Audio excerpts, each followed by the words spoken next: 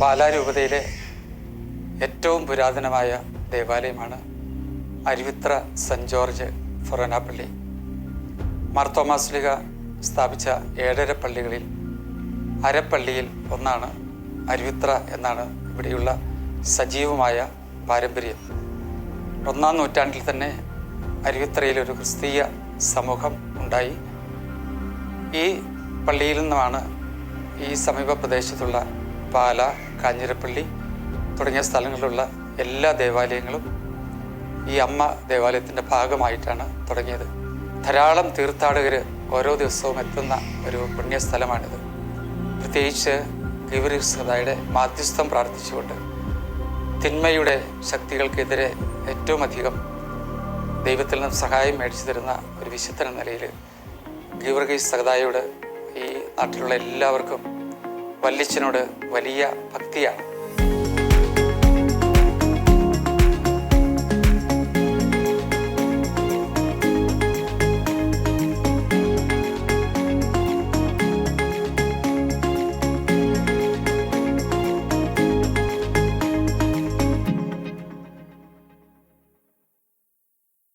ക്രിസ്തു ശിഷ്യനായ വിശുദ്ധ തോമാ ശ്ലീഹ AD 52 കൊടുങ്ങല്ലൂരിൽ വന്നിറങ്ങി.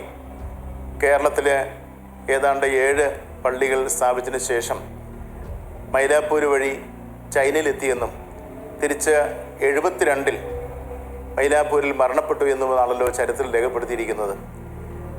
ഇതിൽ 7 അരപ്പള്ളി ഉണ്ടെന്നും അരപ്പള്ളി അരുവിത്രയാണ് എന്നും പഴയകാലത്ത് ഈരാറ്റിട, ഈരാപ്പൊലി എന്നറിയപ്പെടുന്ന ഇപ്പോഴത്തെ അരുവിത്രയാണ് എന്നും പാരമ്പര്യ വിശ്വാസമുണ്ട് എന്നുള്ളതാണ് സത്യം.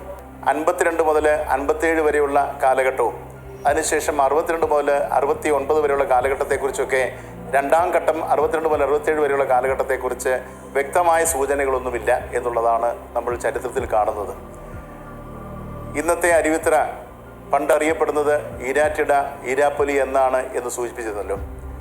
യഥാർത്ഥത്തിൽ ആ കാലഘട്ടത്തിൽ ഇവിടെ ജീവിച്ചിരുന്നവർ വെള്ളാളച്ചിട്ടികൾ എന്നറിയപ്പെടുന്ന ഹിന്ദു മതത്തിൽ വിഭാഗപ്പെട്ടവരായിരുന്നു. കച്ചവട താല്പര്യമുള്ളവരായിരുന്നു. അവർ കച്ചവടക്കാരായിരുന്നു. അവർ ആ കച്ചവട താല്പര്യവുമായി ബന്ധപ്പെടുത്തി പശ്ചിമഘട്ടത്തിൻ്റെ മറുവശമായ തമിഴ്നാടുമായി ഈ പ്രദേശത്തിന് വലിയ ബന്ധമുണ്ടായിരുന്നുവെന്ന് ചരിത്രം രേഖപ്പെടുത്തിയിട്ടുണ്ട്. ഈരാറ്റിട, ഈരാപ്പൊലി എന്നൊക്കെ പറയുന്ന പ്രദേശം 2 പുഴയുടെ യോജന സ്ഥലമാണ്. യൂഫ്രട്ടീസ്, ടൈഗ്രീസ് എന്ന് പറയുന്നത് പോലെ തന്നെ 2 പോഷക നദികൾ അരുവിത്ര പള്ളി എന്നറിയപ്പെടുന്ന പ്രദേശത്ത് തൊട്ടടുത്ത് ഒരുമിച്ച് ചേരുകയും അത് ഒന്നായി ഒഴുകുന്നതുമാണ് മീനച്ചിലാറായി നമ്മൾ കണക്കാക്കുന്നത്. അത്തരത്തിൽ ആ പ്രദേശത്തിന് അങ്ങനെ ഒരു പേര് വന്നതിന് ശേഷം പിൻകാലത്ത് അത് അരുവിത്രയായി മാറുകയാണ് ചെയ്തത്. അരുവിത്രയായി മാറുവാനുണ്ടായ കാരണമെന്ന് പറയുന്നത് ഈ പ്രദേശത്തുള്ളവരെ കരമാർഗവും ഒരു പരിധിവരെ നദിമാർഗവും കച്ചവടത്തിന് പ്രാധാന്യം നൽകപ്പെട്ട ഒരു പ്രദേശമായതുകൊണ്ട് തമിഴ്നാടുമായി അത് പലപ്പോഴും ബന്ധപ്പെട്ടിരുന്നു. ചേര രാജ്യത്തിൻ്റെ ഭാഗമായിരുന്ന ഈ പ്രദേശം തമിഴ്നാടുമായി കച്ചവടത്തിൽ ബന്ധമുണ്ടായിരുന്നു. ആ തമിഴ്നാട്ടുകാർ ഇവിടെ കച്ചവടത്തിന് വരുമ്പോൾ ഇവിടെ ഈരാപ്പൊലി, ഈരാറ്റിട എന്ന പ്രദേശം പിൻകാലത്ത് അരുവിത്ര എന്ന് പറഞ്ഞ അരുവിയുടെ ഒരു തുറയായി, അരുവിയുടെ തുറ എന്ന് പറഞ്ഞ ഒരു വെള്ളച്ചാട്ടത്തിൻ്റെ കേന്ദ്രമായി കണക്കാക്കിയിരുന്ന പ്രദേശമായി പേര് മാറ്റപ്പെട്ടു എന്നാണ് ചരിത്രം പറയുന്നത്. തോമാ ശ്ലീഹ സ്ഥാപിച്ച 7 ദേവാലയത്തിൽ അരുവിത്ര വരുന്നില്ലെങ്കിൽ പോലും നമ്മൾക്കറിയാം അരുവിത്ര തോമാ ശ്ലീഹയാൽ സൃഷ്ടിക്കപ്പെട്ടതാണ് എന്ന്, അല്ലെങ്കിൽ പാദസ്പർശമായിട്ട സ്ഥലമാണ് എന്ന് പൈതൃകത്താൽ, പാരമ്പര്യത്താൽ പറയുവാനുണ്ടായ കാരണത്തിന് 2-3 നീതീകരണങ്ങളും ന്യായീകരണങ്ങളും ഉണ്ട്.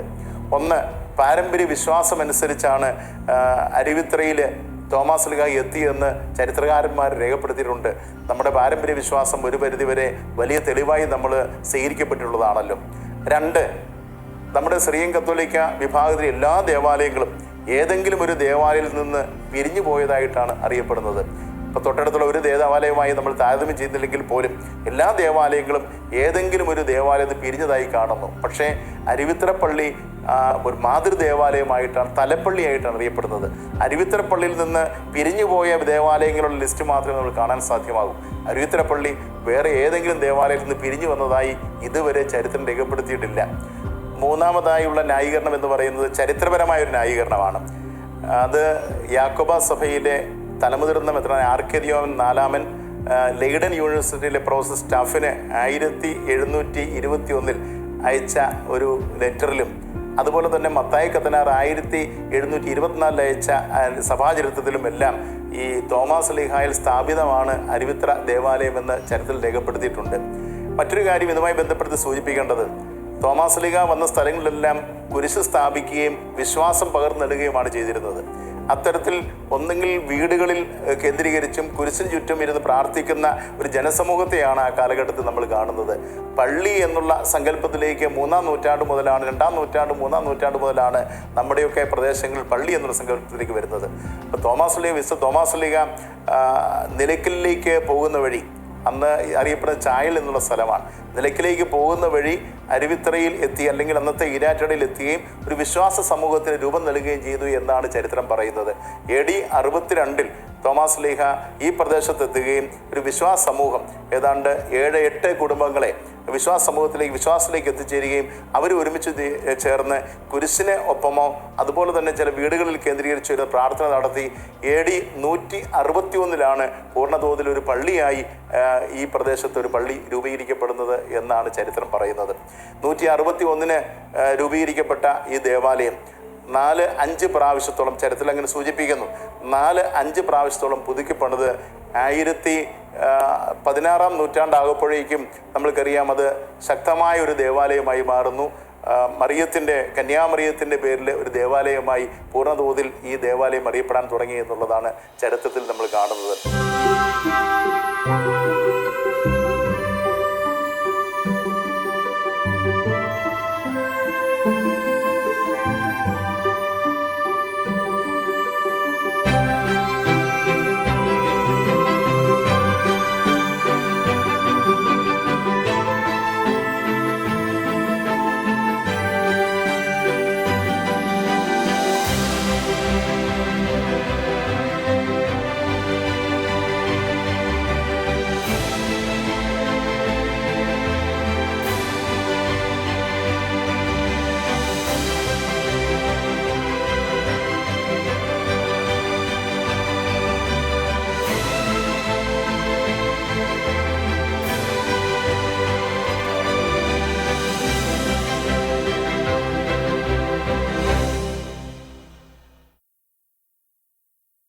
അതിപുരാതന കാലം മുതൽ സ്വർഗാരോപിതനായ മാതാവിൻ്റെ നാമത്തിൽ പ്രതിഷ്ഠിക്കപ്പെട്ട ഒരു പള്ളിയാണ് അരുവിത്തറ പള്ളി.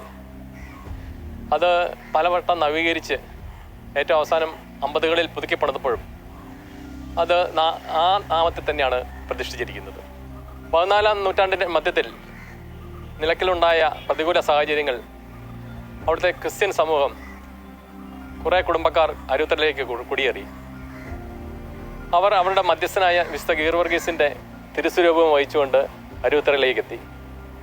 ഇവിടെ ഉണ്ടായിരുന്ന ക്രിസ്ത്യൻ സമൂഹം അവരെ വളരെ ഹാർദവമായി സ്വാഗതം ചെയ്തു. അവർ കൊണ്ടുവന്ന മധ്യസ്ഥൻ്റെ തിരുസ്വരൂപം നമ്മുടെ പള്ളിയുടെ ആൾത്താരയിൽ സ്ഥാപിക്കുകയുണ്ടായി. അങ്ങനെ അരുവിത്തറയുടെ മധ്യസ്ഥനായ വിശുദ്ധ ഗീർവർഗീസ് തീർന്നു. കാലങ്ങൾ കഴിഞ്ഞു. 60കളിൽ വിശുദ്ധ ഗീർവർഗീസിൻ്റെ നാമത്തിൽ നൊവേന ആരംഭിച്ചു. അതിലൂടെ ഒത്തിരി ആൾക്കാർ ഒത്തിരി അനുഗ്രഹങ്ങൾ തേടുകയും അവ പ്രാപ്തമാവുകയും ചെയ്തപ്പോൾ ഈ നാട്ടിൽ അതൊരു പ്രസിദ്ധമായി. ഇവിടെ നിന്ന് കുടിയേറിപ്പോയിരിക്കുന്ന, ഇടുക്കിയിലേക്കും മലബാർ മേഖലയിലേക്കും കുടിയേറിപ്പോയിരിക്കുന്ന ആൾക്കാർ അത് സെൻറ്റ് ജോർജ് വിശുദ്ധ ഗീർവർഗീസെ അപേക്ഷിക്കണ എന്ന നാമത്തിൽ അത് സെൻറ്റ് ജോർജായി മാറുകയും അങ്ങനെ 60കളിന് ശേഷമാണ് ഈ മാതാവിൻ്റെ നാമധേയത്തിലുള്ള പള്ളി സെൻറ്റ് ജോർജിൻ്റെ പേരിലേക്കായി മാറി പോകുന്നത്. കന്യാമാതാവിൻ്റെ പേരിലുള്ളതും വിശുദ്ധ ഗീർവർഗീസിൻ്റെ പേരിലുള്ളതായ 2 തിരുനാളുകൾ ഇവിടെ വളരെ ആഘോഷപൂർവ്വം കൊണ്ടാടാറുണ്ട്.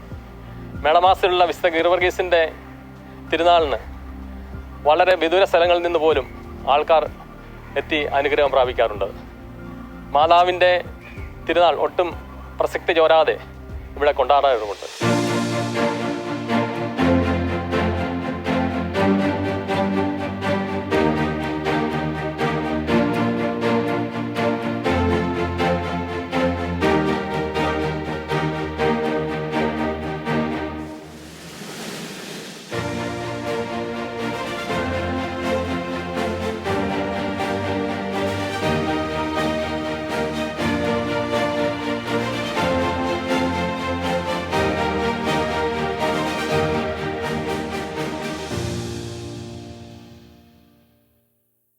അതിപുരാതന ദേവാലയങ്ങളൊക്കെ ഭാരതത്തിലെ ക്ഷേത്രത്തിൻ്റെ മാതൃകയിലാണ് നിർമ്മിച്ചിരുന്നത്.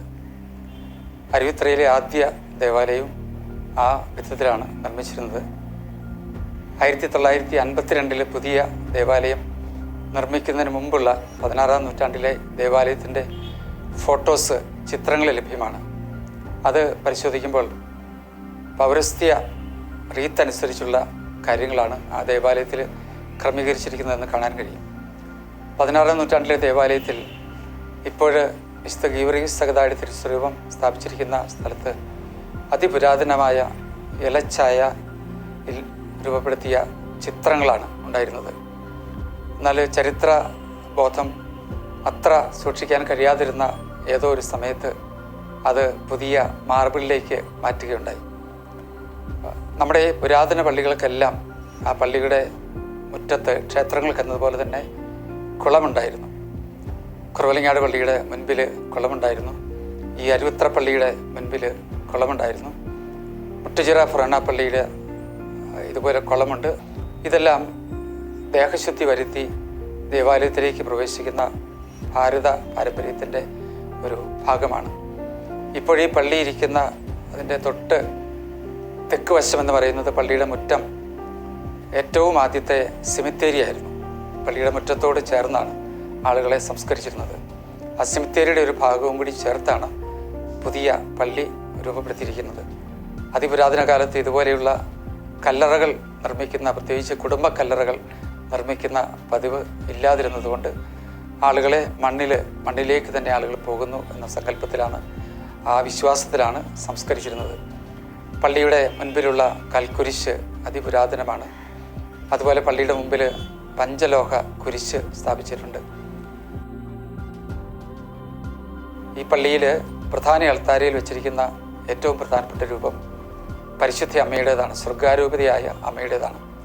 അതേ രൂപം തന്നെയാണ് പള്ളിയുടെ ഏറ്റവും മുൻപിൽ മുഖവാരത്തിൽ പ്രധാന സ്ഥാനത്ത് സ്ഥാപിച്ചിരിക്കുന്നത്. ഇപ്രകാരം ഈ അരുവിത്ര പള്ളി സ്വർഗാരൂപതയായ അമ്മയോട് ബന്ധപ്പെടാനുള്ള ചരിത്രപരമായ പാരമ്പര്യം, ഒരു വസ്തുതയുണ്ട്. മാർത്തോമാ ശ്ലീഹ ഭാരതത്തിലായിരുന്നപ്പോഴാണ് പരിശുദ്ധയമ്മ ഇസ്രായേലിൽ മരണം അടയുന്നത്. അമ്മയുടെ മരണം ദൈവത്തിൻ്റെ ദൂതൻ മാർത്തോമാ ശ്ലീഹയെ അറിയിച്ചുവെന്നും തോമാ ശ്ലീഹയുടെ വലിയ താല്പര്യമനുസരിച്ച് ദൂതൻ മാർത്തോമാ ശ്ലീഹയെ അമ്മയുടെ ശവകുടീരത്തിലേക്ക് എത്തിച്ചുവെന്നും അല്പം ശാഠ്യം കാണിച്ച മാർത്തോമാ ശ്ലീഹ എനിക്ക് തീർച്ചയായിട്ടും കല്ലറ തുറന്ന് കല്ല് മാറ്റി അമ്മയെ കാണണം എന്നാവശ്യപ്പെട്ടു. തോമാ ശ്ലീഹ ഈശോയുടെ തിരുവിലായിൽ തുടരണമെന്ന് നിർബന്ധിച്ചതുപോലെ അമ്മയുടെ ശരീരം കാണണമെന്ന് ആവശ്യപ്പെടുകയും അതനുസരിച്ച് അത് തുറക്കുകയും ചെയ്തപ്പോഴാണ് അമ്മയുടെ ശരീരം അവിടെ ഉണ്ടായിരുന്നില്ല. അപ്പോൾ ആദ്യം പരിശുദ്ധ അമ്മയുടെ സ്വർഗാരോപണത്തിന് സാക്ഷ്യം വഹിച്ചവരിൽ ഒരാളാണ് മാർത്തോമാ ശ്ലീഹ. അതുകൊണ്ടായിരിക്കണം ഈ പള്ളിയിലെ ഏറ്റവും പ്രധാനപ്പെട്ട തിരുനാൾ സ്വർഗാരോപിത മാതാവിൻ്റേതാണ്. പരിശുദ്ധ അമ്മയോടുള്ള പ്രത്യേകമായ ഭക്തി. അതുപോലെ തന്നെ ഇവിടെ പുരാതനമായൊരു വാദ്യപ്പുരയുണ്ട്. നമ്മുടെ എല്ലാ പള്ളികളുടെയും ആഘോഷങ്ങളോട് ചേർന്ന പുരാതന പള്ളികളിൽ വാദ്യഘോഷങ്ങളോട് കൂടിയുള്ള, അത് ഭാരതീയ പൈതൃകത്തിൽ നിന്നും എടുത്തിട്ടുള്ളതാണ്. നമ്മുടെ പള്ളിയുടെ മുറ്റത്തുള്ള വലിയ കൊടിമരവും അതുപോലെയുള്ള കാര്യങ്ങളൊക്കെ ഭാരതീയ കലയിൽ നിന്നെടുത്തിട്ടുള്ളതാണ്. വാദ്യപ്പുരയിൽ തിരുനാൾ ആഘോഷങ്ങൾക്ക്, പ്രത്യേകിച്ച് പ്രദക്ഷിണത്തിന് എത്തുന്ന പ്രധാനമായ വാദ്യക്കാർ ഓരോ പള്ളിയോടും ബന്ധപ്പെട്ട് ആ പള്ളിയുടെ തിരുനാളിന് കൊട്ടുകയും പാടുകയും ഒക്കെ ചെയ്തിരുന്ന അക്രൈസ്തവരായ സഹോദരങ്ങളുണ്ടായിരുന്നു. അവരുടെ ഒരു നേർച്ച പോലെ, നിഷ്ഠ പോലെ തിരുനാളിന് മുമ്പ് വരും. അവർ പ്രാക്ടീസ് ചെയ്യുന്നത്, അവർ പ്രധാനമായിട്ട് പ്രദക്ഷിണത്തിന് ഇറങ്ങുന്നതിന് മുമ്പും അതിനുശേഷവും വിശ്രമിക്കുകയൊക്കെ ചെയ്തിരുന്ന സ്ഥലമാണ് വാദ്യപ്പുര എന്ന് പറയുന്നത്. അത് നമ്മുടെ പുരാതന പൈതൃകത്തിൻ്റെ ഭാഗമാണ്. വളരെ പഴയ പള്ളികളിൽ മാത്രമേ അതുള്ളൂ. ഇന്ന് കാണുന്ന അരുവിത്ര ആയിരുന്നില്ല 1-ാം നൂറ്റാണ്ടിലും അതിനുശേഷവും ആദ്യ നൂറ്റാണ്ടുകളിലൊക്കെ ഉണ്ടായിരുന്നു. ഇതൊരു ഇൻലാൻഡ് പോർട്ടായിരുന്നു. ധാരാളം വള്ളങ്ങൾ ആലപ്പുഴ നിന്നും ഇവിടെ എത്തുമായിരുന്നു. ഒരു 50 വർഷങ്ങൾക്ക് മുമ്പ് അരുവിത്ര തിരുനാളിന് ഈ മീനച്ചിലാറിൻ്റെ തീരത്താണ് ഈ പള്ളി, തൊട്ട് തീരത്താണ്. മീനച്ചിലാറിൻ്റെ വലിയ കെട്ടുവള്ളങ്ങൾ തിരുനാളിന് ഇവിടെ വരുമായിരുന്നു. എന്നാൽ ഇപ്പോൾ എല്ലാ ആറുകൾക്കും സംഭവിച്ചതുപോലെ തന്നെ ആറ് വറ്റിപ്പോയി. അതൊരു കനാല് പോലെയാണ് ഇപ്പോൾ പ്രവർത്തിക്കുന്ന. മഴയുള്ളപ്പോൾ വെള്ളം ഒഴുകി പോകും.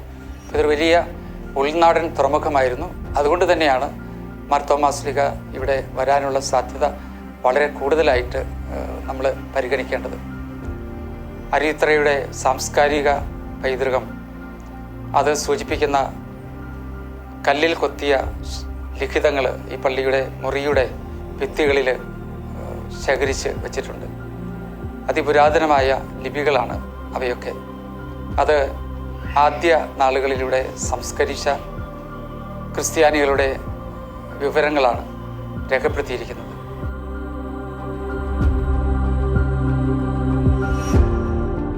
മാർ തോമാസ് ലീഹായുടെ പാദസ്പർശമേറ്റ് പുണ്യഭൂമിയായ അരുവിത്രയിൽ ഇന്ന് നിലനിൽക്കുന്ന പുതിയ പള്ളി 1951 കൂദാശ ചെയ്യപ്പെട്ടതാണ്. ഇത് കുരിശാകൃതിയിലാണ് സ്ഥിതി ചെയ്യുന്നത്. ഈ പള്ളിയുടെ വലതുവശത്ത് 16-ാം നൂറ്റാണ്ടിൽ നിർമ്മിച്ച പഴയ പള്ളിയുടെ മദ്ബഹ അതേ രീതിയിൽ തന്നെ ഉള്ളിൽ നിലനിർത്തിക്കൊണ്ടാണ് പുതിയ പള്ളി നിർമ്മിച്ചിരിക്കുന്നത്. ഈ മദ്ബഹയിലാണ് വിശുദ്ധ ഗീവർഗീസ് സഹദായുടെ തിരുസ്വരൂപം ഇപ്പോൾ പ്രതിഷ്ഠിച്ചിരിക്കുന്നത്. ഈ മദ്ബഹയുടെ പഴയ കാലത്ത് പഴച്ചാറുകളും മറ്റും ഉപയോഗിച്ച് വരച്ചിരുന്ന നിരവധി ചിത്രങ്ങൾ കൊണ്ട് ആലേഖനം ചെയ്യപ്പെട്ടിരുന്നതാണ്. എന്നാൽ പിന്നീട് ഇത് കൂടുതൽ ആകർഷകമാക്കുക ലക്ഷ്യത്തോടുകൂടി ആധുനിക രീതിയിലുള്ള സംവിധാനങ്ങൾ ഉപയോഗിച്ച് കൂടുതൽ മനോഹരമാക്കിയിട്ടുണ്ട്. പഴയ പള്ളിയുടെ ഹൈക്കല ഇന്ന് പുതിയ പള്ളിയുടെ മോണ്ടളമായി പരിവർത്തനം ചെയ്യപ്പെട്ടിട്ടുണ്ട്. പഴയ പള്ളിയുടെ ഭംഗി വർദ്ധിപ്പിച്ചുകൊണ്ടിരുന്ന കലാപരമായ സൃഷ്ടികളെല്ലാം തന്നെ ആ മോണ്ടളത്തിൽ ദർശിക്കാവുന്നതാണ്. അരുവിത്ര തിരുനാളിൻ്റെ പ്രധാന ദിവസങ്ങളായ ഏപ്രിൽ 23, 24, 25 തീയതികളിൽ വിശുദ്ധ ഗീവർഗീസ് സഹദായുടെ തിരുസ്വരൂപം ഈ മോണ്ടളത്തിലേക്ക് പ്രതിഷ്ഠിക്കുന്നതാണ്. 1942 സെപ്റ്റംബർ 8-ാം തീയതി പരിശുദ്ധ ദൈവമാതാവിൻ്റെ തിരുനാൾ ദിവസമാണ് അന്നത്തെ ചങ്ങനാശ്ശേരി മെത്രാനായിരുന്ന ഡോക്ടർ ജെയിംസ് കാളാശ്ശേരി പിതാവ് പുതിയ പള്ളിയുടെ തറക്കല്ലിട്ടത്. ഏകദേശം 10 വർഷക്കാലം ഈ പള്ളി നിർമ്മിക്കുവാനായിട്ട് ആവശ്യമായി വന്നു.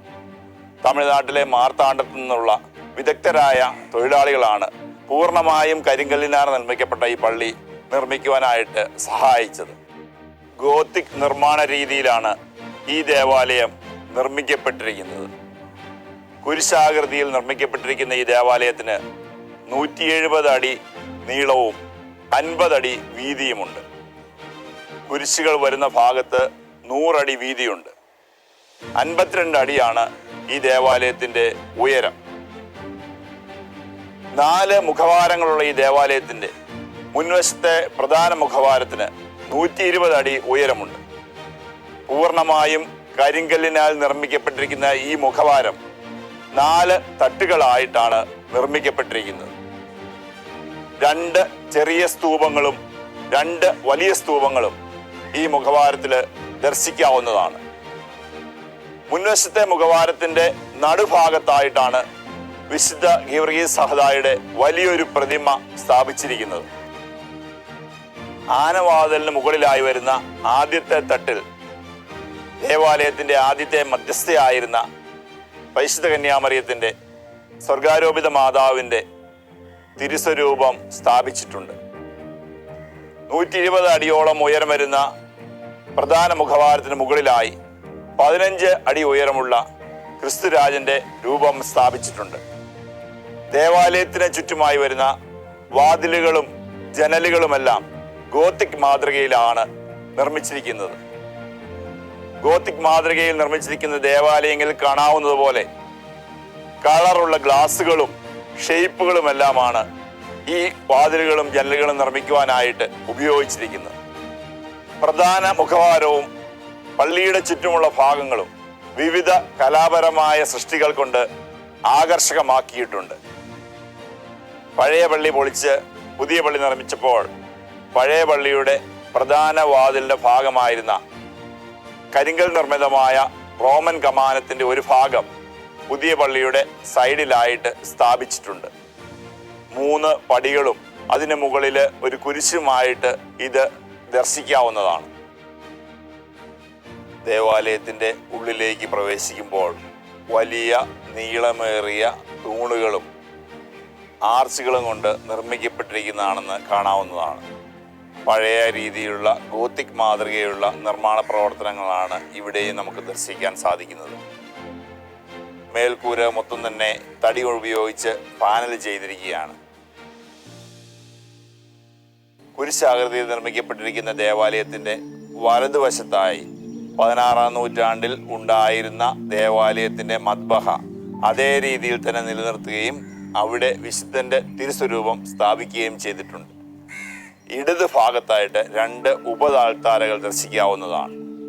ഈ 2 അൾത്താരകളിലും ക്രിസ്തുരാജൻ്റെയും ഫ്രാൻസിസ് അസീസിയുടെയും രൂപങ്ങൾ സ്ഥാപിച്ചിട്ടുണ്ട്.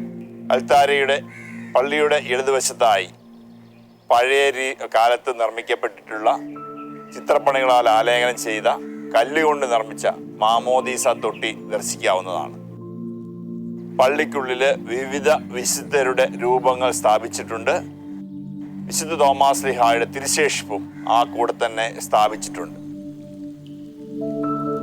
മദ്ബഹയുടെ ഏറ്റവും മുകളിലായി പരിശുദ്ധാത്മാവിൻ്റെയും മാലാഖമാരുടെയും ചിത്രങ്ങൾ വളരെ മനോഹരമായി ആലേഖനം ചെയ്തിട്ടുണ്ട്.